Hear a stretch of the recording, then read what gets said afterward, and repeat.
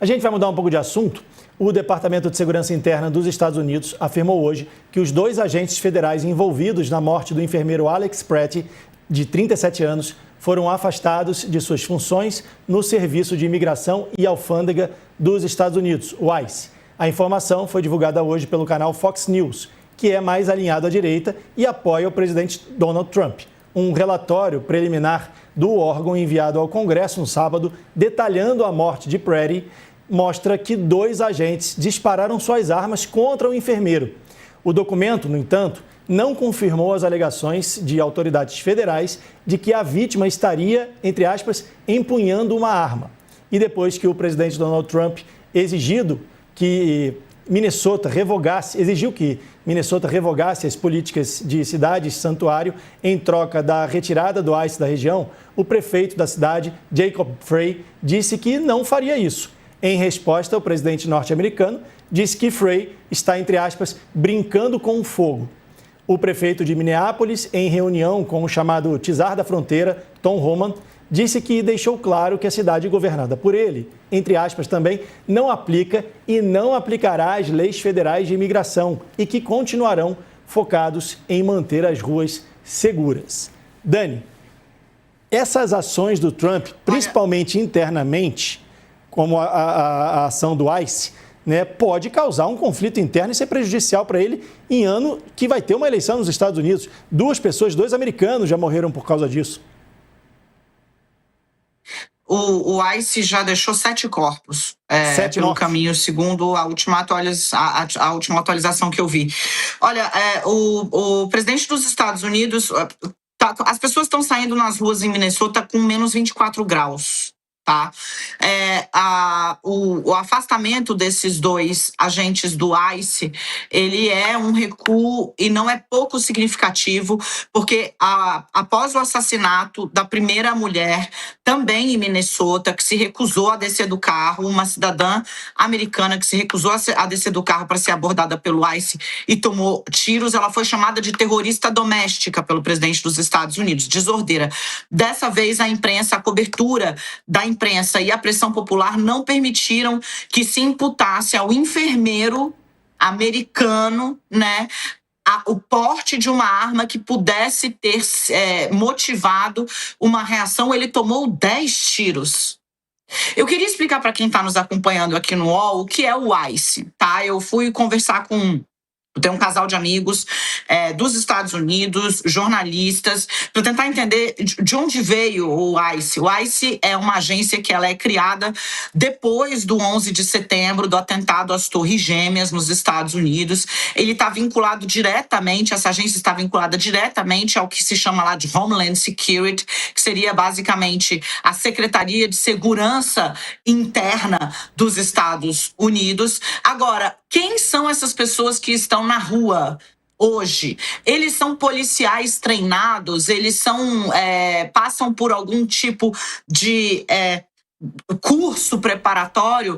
O curso que está sendo ofertado para quem se inscreve, ou seja, qualquer cidadão pode se inscrever.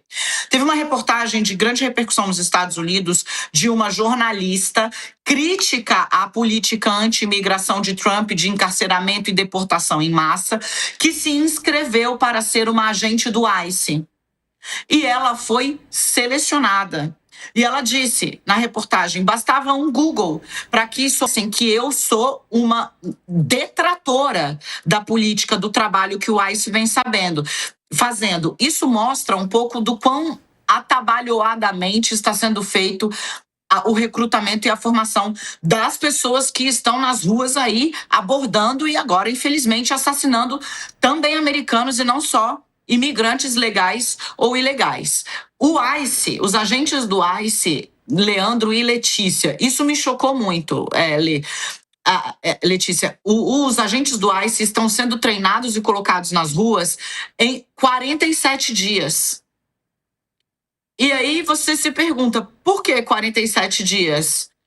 Porque o Trump é o 47º presidente dos Estados Unidos e achou-se que seria interessante dar o mesmo número de dias de treinamento, e é isso. Daí vem os questionamentos do governador do estado de Minnesota, dos prefeitos, de esta polícia que está na rua, estes agentes, eles não são policiais, eles não estão preparados, há despreparo. Eu não sei se a gente tem na bala a imagem do assassinato do enfermeiro que mobilizou, né, agora o afastamento desses agentes federais para colocar no ar. Se tivesse, eu queria que a gente conseguisse exibir. Porque, veja, tô vendo. E aí eu chamo a atenção para as pessoas que alguns dos que estão abordando, são várias pessoas, não estão nem de roupa camuflada. Esse homem tá aí de casaco cinza, ele não tá uniformizado, ele não tem uma inscrição dita ICE.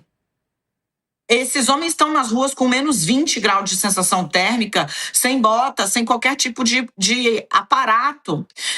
Uma reportagem da CNN americana, para encerrar, foi taxativa ontem, ao dizer, olha, dadas as imagens que nós temos, a única conclusão possível é de que o governo americano está mentindo para você, para justificar o assassinato de americanos. Está aí a pressão pública, a vigilância da imprensa e as pessoas na rua conseguiram fazer com que esses agentes fossem afastados depois de novo, 10 tiros em cima de um enfermeiro que estava tentando defender uma mulher de uma abordagem que ele considerou abusiva. Inclusive, Dani, os agentes do ICE alegaram que esse enfermeiro estaria armado e já ficou comprovado que ele estava com um celular filmando as ações do ICE naquele momento ali. Ele tinha uma arma, mas ele não estava com a arma na mão. Ele não chegou a empunhar a arma em momento nenhum. Ele tinha um celular, ele tinha uma arma e ele tinha porte de arma. Não é que ele estava andando com a arma ilegalmente, ele tinha o direito legal de estar com aquela arma, o que também não foi questionado, né? Mas num país onde você estimula o armamento como uma forma de defender a si e os seus, era prudente perguntar primeiro. Mas a alegação de que ele chegou a empunhar a arma é sabidamente falsa. Exatamente, ele tinha arma, mas o que estava na mão dele era um celular.